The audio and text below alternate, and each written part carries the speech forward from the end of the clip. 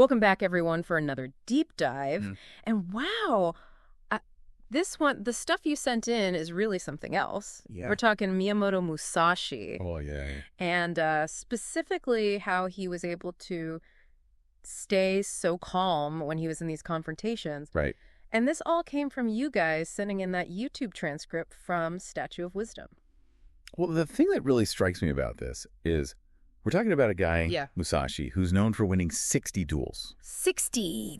And these weren't like, sparring matches or something like that. Yeah. These were life or death. Yeah. So clearly he had to have something more than just sword skills. I mean, he was doing something, right? Yeah, like how do you even do that? Yeah. And this transcript really goes into how he had this like system for managing his emotions, Yeah. even in the face of, death, basically. It's pretty remarkable. Yeah. So today I really want to break down, like, what are the core principles that, Yeah. that he was using to stay emotionally controlled, and how can we actually apply this to our modern lives where, thankfully, we're not, in sword fights to the death every day. Right. Hopefully not.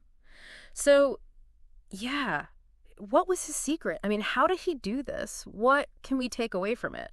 Well, this transcript lays out a 4-part strategy. Okay. And the first principle is something that's called emotional distance.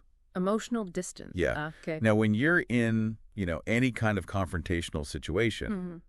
what happens to you physically? Like, Yeah. what's your immediate reaction? Well, I mean, your body is going crazy. Yeah, you got adrenaline pumping. Your heart's racing. Yeah, stress hormones are surging. You can't think straight. Yeah, you get tunnel vision. Yeah. Right? And it's a primal response. Total survival mode. Yeah, you're designed to survive. Yeah. But what happens is we kind of get stuck in that, Right. You're just reacting. Yeah. And so the transcript really frames this as like, you're falling into this trap Yeah. of just being completely consumed by the moment. Yeah, you're overwhelmed. Yeah. And you just react. And you're not thinking. Yeah, you're not thinking clearly. And then you do things you regret. Exactly. Yeah. And so Musashi, he recognized that like true mastery Mm-hmm. wasn't just about, being able to swing a sword really well. Right. It was about mastering your mind. Yeah. And he talks about observing confrontations as if from above. Okay. Like seeing clouds pass by without becoming the storm. That's a good one. Right. It is, yeah. So it's this idea of detachment Yeah. and just observing Right. instead of getting sucked in. Right. So think about a time when somebody like really said something that just pushed your buttons. Oh, yeah. Right. We all have those. And you just become that anger, Oh, yeah. right? Or that frustration. And you lash out. Yeah. And it's like everything you do or say is just colored by that emotion. Yeah. And the transcript really emphasizes that this is what was probably happening to his opponents. Right. Hmm. They were getting so caught up in their own anger or fear or whatever that they weren't thinking clearly. They weren't fighting strategically. They were just Yeah, they're just reacting. reacting emotionally. So that's where this emotional distance becomes really crucial. Yeah. It's about creating a space Okay. between whatever the trigger is Right. and your reaction. Uh-huh. So instead of just instantly, lashing out when someone criticizes you, Right. you pause. You take a breath. Yeah. And you just notice what's happening inside. Right. The transcript says, you notice the feeling rising inside you. I like that. Right. You observe it. Yeah. You're not becoming the feeling. Yeah. You're just noticing it. So it's like, I notice I'm feeling anger Yeah, exactly. versus I am angry. Right. Yeah. Which is a subtle difference. Yeah. But it can make a huge impact. Yeah. It's like that step back. Yeah, like you're watching a movie of yourself in the argument. Right. Instead of being in the argument, you're able to watch it Exactly. and think, okay. And it's so interesting. The transcript even brings up Yeah. that famous duel between Musashi and Sasaki Kuchiro. Right. And Musashi, he deliberately showed up late Oh, wow. for the duel. I mean, that's got to be so frustrating. Right.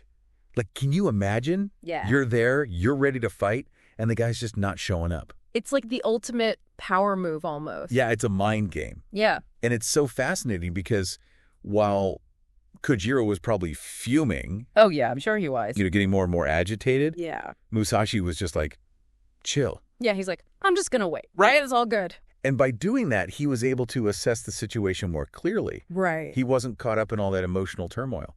So I guess the takeaway here is that, like, when you feel those strong emotions starting to come up Yeah. during a conflict, even if it's just like a disagreement, Right. like just say to yourself, okay, I notice I'm feeling this right now. I notice I'm feeling angry. I notice I'm feeling frustrated. I notice I'm feeling scared. Right. Just to acknowledge it. Acknowledge it. Yeah. And it's interesting because the transcript mentions that there's actually brain science to back this up. Oh, wow.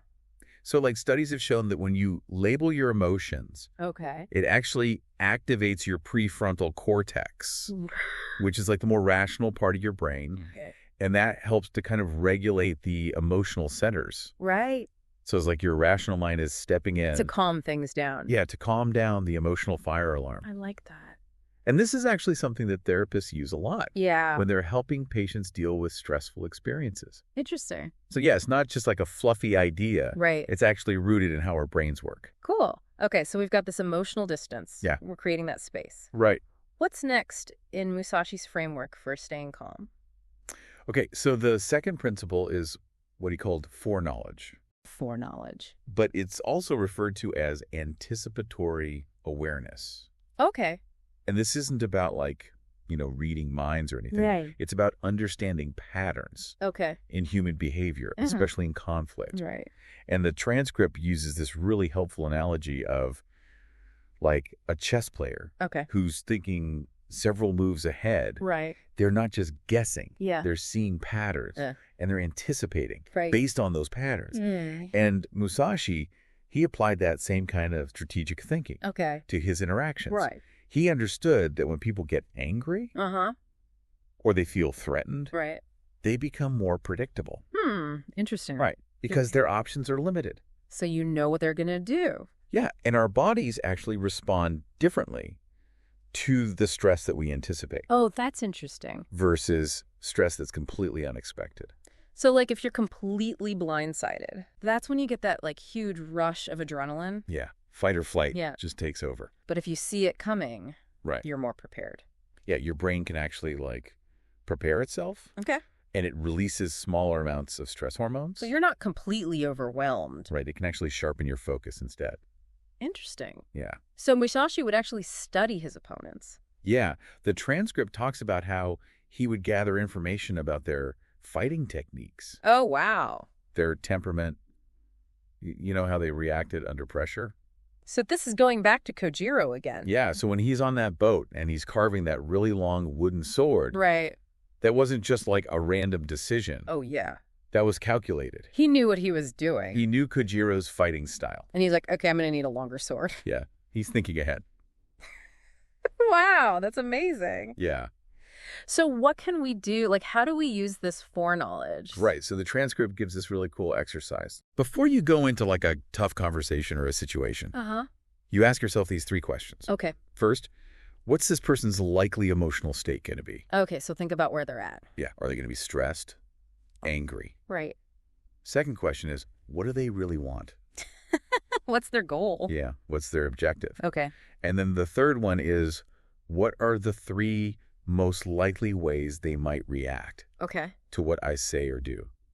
So you're thinking about like, okay, if I do this, they're going to do that. Yeah. Think about common conflict triggers. Right? Do they get defensive easily? Yeah. Do they escalate quickly? They shut down. Yeah. Right? There's all these different... And even if you just have a general idea, Huh? it can help you tailor your approach Right. and stay calm. That makes a lot of sense. Yeah. It's like putting yourself in their shoes. Exactly. And thinking, okay, what are they going to do? Yeah. And the transcript even talks about modern day examples like how FBI hostage negotiators. Oh, yeah. They profile individuals Yeah. to predict their behavior. It's the same principle.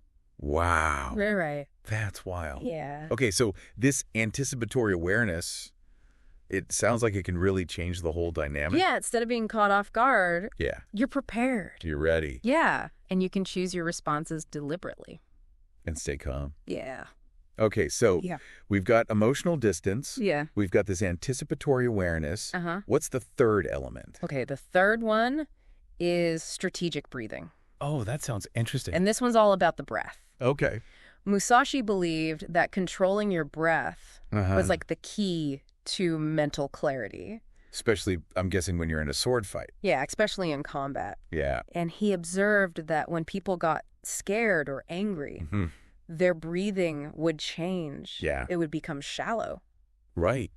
You see that all the time. Yeah, it's like that classic image of someone who's stressed out. Yeah, they're panting. They're panting. They're gasping for air. Yeah. And he recognized that there's this really deep connection Okay. between our breath Mm-hmm. and our mental state. Right. When we're calm and focused, Yeah. our breath is slow and deep. Yeah. And when we're stressed, it's fast and shallow. Makes sense. But here's the thing.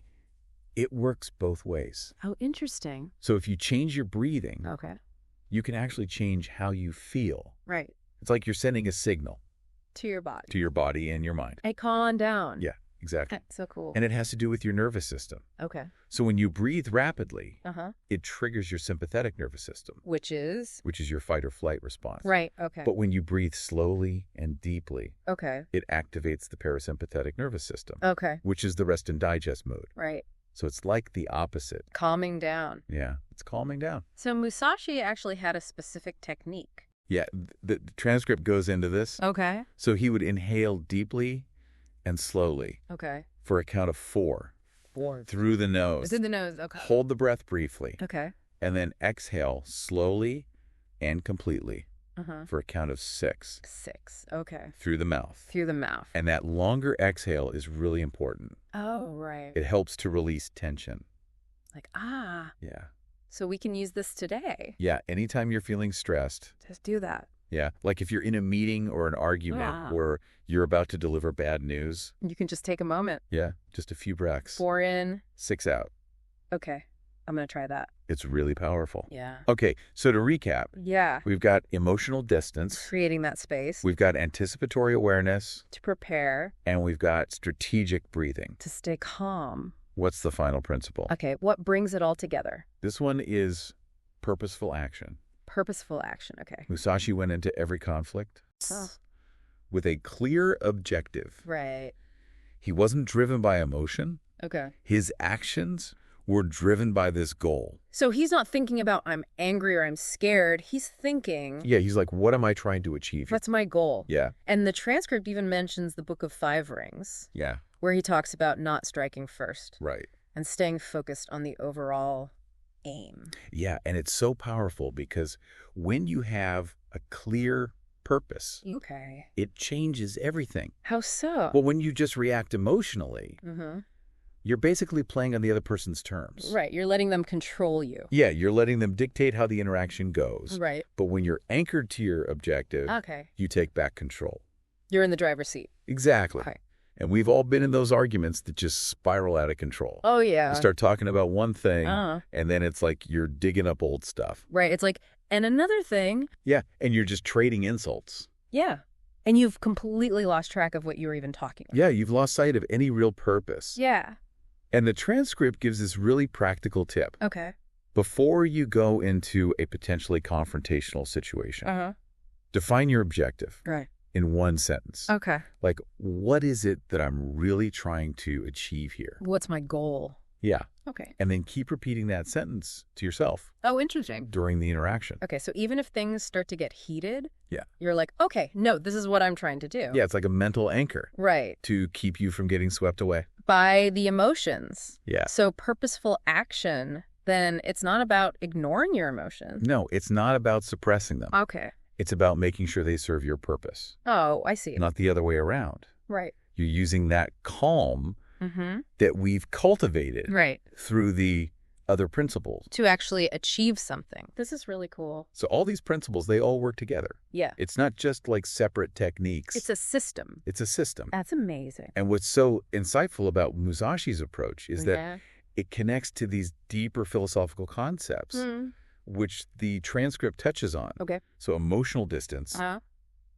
that's similar to the Buddhist idea of non-attachment. Interesting. Anticipatory awareness, Okay. that's about transcending the present moment. Right. Strategic breathing, Uh-huh. that's about recognizing the impermanence of emotions. Right. They come and go. Yeah, they're not permanent. Okay.